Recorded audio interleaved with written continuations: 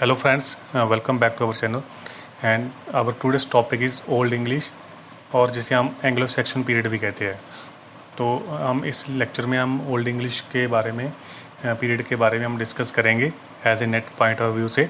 तो ब्रीफली हम इसको डिस्कस करेंगे, देन इसके नेक्स्ट वीडियो में हम इसके वर्क भी डिस्कस करेंगे। तो जो इसे हम एंग्लो सेक्शन पीरियड भी कहा जाता है। तो ये हुआ था स्टार्ट अराउंड 450 से और अप टू चला था ये 1066 AD तक। तो जब नॉर्मन कॉन्क्विस्ट हुआ था तो जर्मनी की जो ट्राइब्स थी एंग्लो सैक्सन एंड ज्यूस, वो आई थी जर्मन से। ये ट्राइब आई थी जब इंग्लैंड में डिफेंड करने के लिए स्कॉट्स और पिट्स को। तो वहाँ पे इससे पहले रोमन इन्वेशन था इंग्लैंड पे, रोमन जो कब्जा था उनका। तो रोमन का अपना एरिया में कंट्री में कन्फ्लिक्ट हो गया, तो उसको डिफेंड करने के लिए वो उनको जाना पड़ा इंग्लैंड छोड़कर। They had to left from England. तो जो ट्राइब्स थी, जो जर्मनी ट्राइब आई यहाँ पर आई, इंग्लैंड में आई थी, वो धीरे धीरे ग्रेजुअली यहाँ पे सेटल हो गई।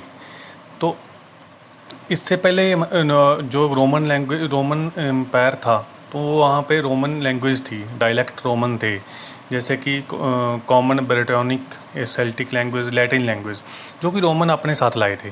तो उनकी लैंग्वेज थी, जैसे कोई भी हमारे कंट्री में इंग्लिश आए और उन्होंने अपने कंट्री पे जब यहाँ पे कब्जा किया, तो उन्होंने अपनी लैंग्वेज भी यहाँ पे इस्टेब्लिश की।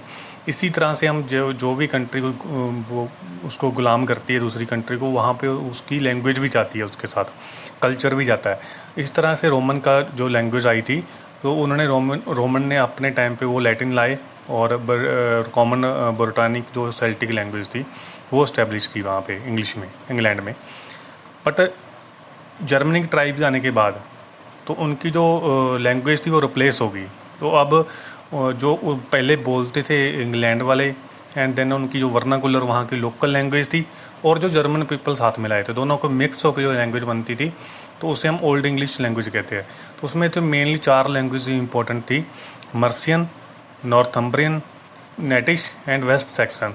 ये जर्मनिक ट्राइब्स आने के बाद जो लैंग्वेज इस्टेब्लिश हुई एंग्लो सेक्शन के रूल के अकॉर्डिंग।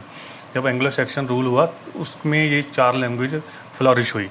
तो जो वेस्ट सेक्शन है, उससे जो ओल्ड इंग्लिश पीरियड है, हमें ज़्यादातर जो ओल्ड इंग्लिश लैंग्वेज है वो वेस्ट सेक्शन से ली गई है लैंग्वेज सारी। उसको स्टैंडर्डाइज किया वेस्ट सेक्शन, जो कि डायलेक्ट थे, उससे जो ओल्ड इंग्लिश जो हुई उससे इस्टेब्लिश। बट जो मॉडर्न और हमारी मिडिल इंग्लिश है वो डेवलप हुई मेनली मर्सियन से, जो मर्सियन डायलेक्ट थे। तो हम कह सकते हैं कि जो रूट्स है, जो मॉडर्न इंग्लिश का रूट्स है, वो एंग्लो सेक्शन पीरियड में है, एंग्लो सेक्शन पीरियड में हमें मिलता है। तो ऐसा यूजीसी में क्वेश्चन भी पूछा गया था, कौन सी ट्राइब्स में मॉडर्न इंग्लिश के रूट मिलते हैं, तो कौन सी है? Anglo Saxon and Jutes. तो ये मेनली जो ट्राइब्स वहाँ से 3 आई थी।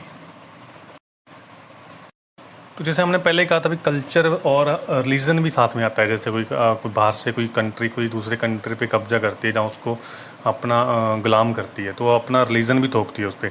तो जो जर्मन ट्राइब आई थी, ये इनका पैगान बिलीव्स थे, मतलब जो आथिस्ट थे, they don't believe in God. तो वो गॉड में विश्वास नहीं करते थे। क्रिश्चियनिटी उस टाइम पे जो इंग्लिश का रिलीजन था, तो वो डिक्लाइन होना शुरू हो गया धीरे धीरे। बट पॉप थे, पॉप ग्रेगोरी, तो पॉप ग्रेगोरी ने सब कुछ देख रहे थे और उन्होंने सेंट अगस्टिन को भेजा क्रिश्चियनिटी प्रमोट करने के लिए इंग्लैंड में 597 के अराउंड। तो उस टाइम पे जो भी लिटरेचर जो लिखा जाता था, तो वो ऑरली लिटरेचर था। देन लिटरेचर जो स्टार्ट हुआ रिटन फॉर्म में, वो 733 के बाद स्टार्ट हुआ। और जो भी लिटरेचर एंग्लो सेक्शन पीरियड में दौरान लिखा गया, वो ज़्यादातर पोइट्री फॉर्म में था, पोइट्री फॉर्म में। और पोइट्स को फेमस हम पोइट मानते हैं पोइट्स को।